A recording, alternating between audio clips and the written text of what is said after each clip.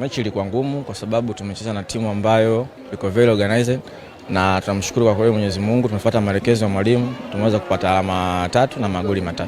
Yaani nawapenda sana mashabiki wa Simba kwa sababu wanaonesha upendo. Of course najua mwanzo wakati nakuja mambo yalikuwa ni mengi, huwezi kudoubt.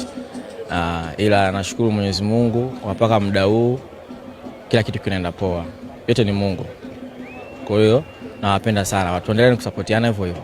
Nini ambacho kwa kinazungumza moyoni mwako? Ni furaha iliyopitiliza au nini kabla ya mechi yenyewe?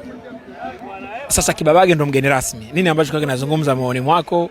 Lakini pia mara baada sasa ya mechi kuzungumza, umekuwa mgeni rasmi, umecheza vizuri na umehusika kwenye bao ambao tumefunga leo.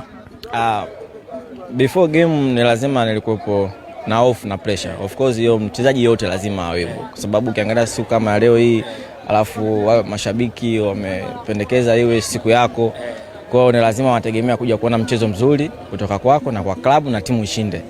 Kwa hiyo it's not easy bro, ila yote na yote namshukuru Mungu. Mungu ni mwema zaidi.